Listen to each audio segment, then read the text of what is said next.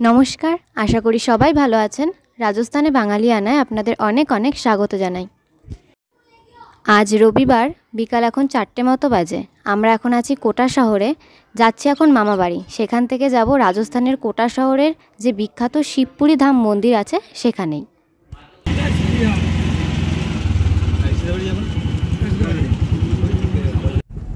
মন্দিরের সামনে চলেই এসেছি, আর ওই যে দূরে গেট দেখতে পাচ্ছেন, ওখান দিয়েই মূল মন্দিরের প্রবেশদ্বার।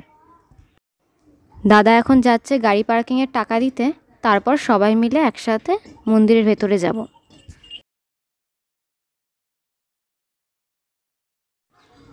এই মন্দিরটি স্থাপন করেন নাগা সাধুরা। এই মন্দিরের এরিয়াটা অনেকটাই বড়। মন্দিরের ভেতরে যাবার সময় এই মন্দির স্থাপনের পেছনে যে কাহিনীটা রয়েছে সেটা জানতে পারলাম। এই শিব মন্দিরটি প্রতিষ্ঠা করেন নাগা সাধু রানা রামপুরি মহারাজ। তিনি 1985 সালে নেপালের পশুপতিনাথ মন্দিরে মহাদেবের দর্শন করতে গেছিলেন। সেখানে 15 থেকে 20 সেকেন্ডের বেশি তিনি মহাদেবকে দর্শন করতে পারেননি, কারণ প্রচুর ভিড় ছিল। তাই সেখানেই তিনি সংকল্প করেন যে ভারতে ফিরে এমন এক মন্দির বানাবেন যেখানে হাজার হাজার ভক্ত একসাথে মহাদেবের পুজো করতে পারবেন। এরপর তিনি ভারতের কোটা শহরে ফিরে এই মন্দিরটি প্রতিষ্ঠা করেন এবং এই মন্দিরে 525টি শিবলিঙ্গ একসাথে রয়েছে। এই 525 সংখ্যাটিকে যদি একসাথে এক একটা নাম্বার হিসেবে যোগ করা হয়, যেমন 5, 2, 5 একসাথে যোগ করা হয়, তাহলে 12 সংখ্যা আসে। মান্যতা আছে এই মন্দির যে দর্শন করবে তার 12টি জ্যোতির্লিঙ্গ দর্শন করার সমান পুণ্য হবে। মন্দির চত্বরে তো আমরা চলেই এসেছি। মূল মন্দির এখন অনেকটাই দূরে, আমরা এখন হাঁটছি।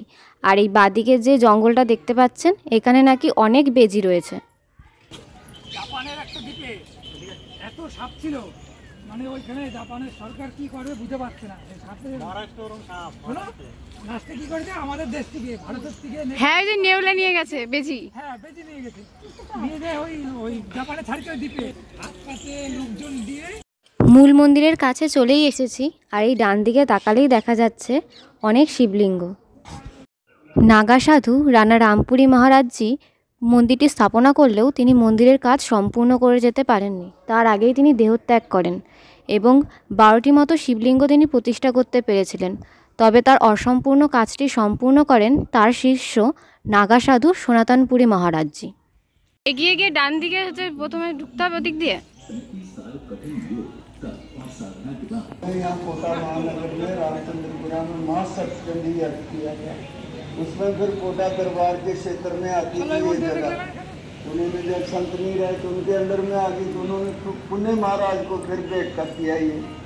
तो 1985 में गुरु जी नेपाल पशुपतिनाथ में महाशिवरात्रि के पर्व पे वहाँ पधारे कि पूजा करेंगे भगवान की। महाशिवरात्रि के सावन के सोमवार हो, उनमें भक्त भगवान भोलेनाथ के भक्त आए, अपने हाथों से पूजा करें।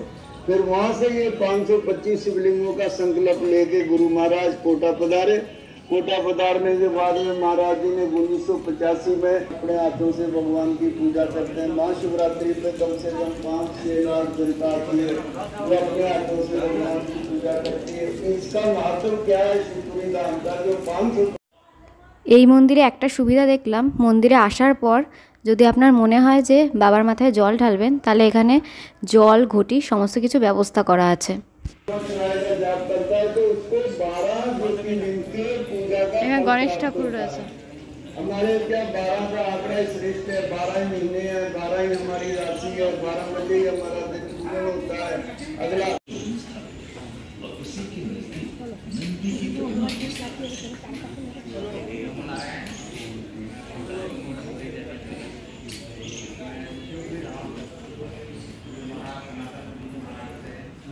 चलो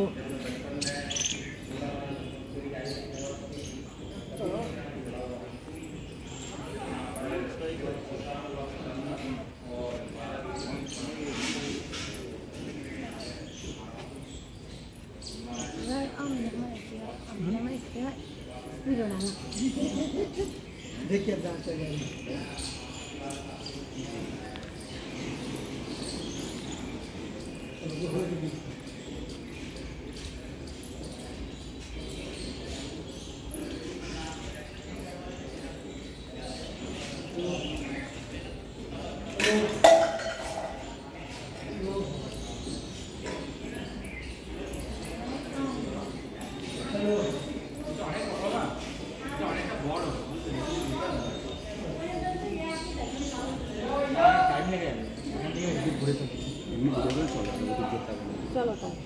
525খানা শিবলিঙ্গ আছে টোটাল।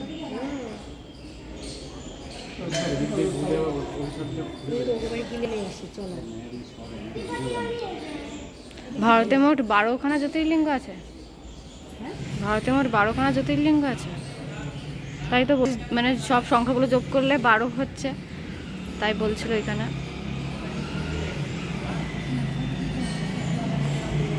আর ওই যে মাঝখানে নেপালের পশুপতিনাথ মন্দিরের আদলে তৈরি শিবলিঙ্গ রয়েছে।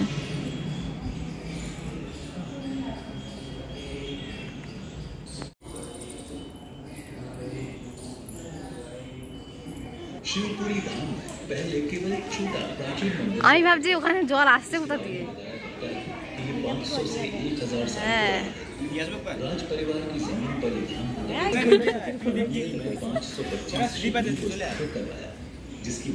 মা আবার তুই উপর উঠছিস কেন? और लाखों श्रद्धालुओं की आस्था यहाँ से जुड़ गई। सनातनपुरी महाराज का कहना है कि यहाँ 525 शिवलिंग विराजमान है। भोलेनाथ के स्वरूप के दर्शन के लिए श्रद्धालु लोग মন্দিরটি যিনি স্থাপন করেছেন নাগা সাধু রানা রামপুরি মহারাজজি, এখানে তার একটি মূর্তি রাখা রয়েছে। महाराज हैं, उनके आशीर्वाद मुझे बचपन से प्राप्त है। मैंने 8 वर्ष की आयु में ही गुरु दीक्षा ली थी यहाँ से, और तभी से मेरा यहाँ से लगाव जुड़ा हुआ है।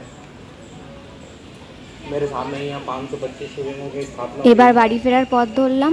যাই হোক, ভিডিওটি যদি ভালো লাগে তবে অবশ্যই লাইক করবেন, কমেন্ট করে জানাবেন যে কেমন লাগলো। আর আমার ব্লগ যদি আরও দেখতে চান তাহলে অবশ্যই চ্যানেলটি সাবস্ক্রাইব করে পাশে থাকবেন। দেখা হবে পরবর্তী একটি ব্লগে। ততক্ষণ ভালো থাকবেন, সুস্থ থাকবেন।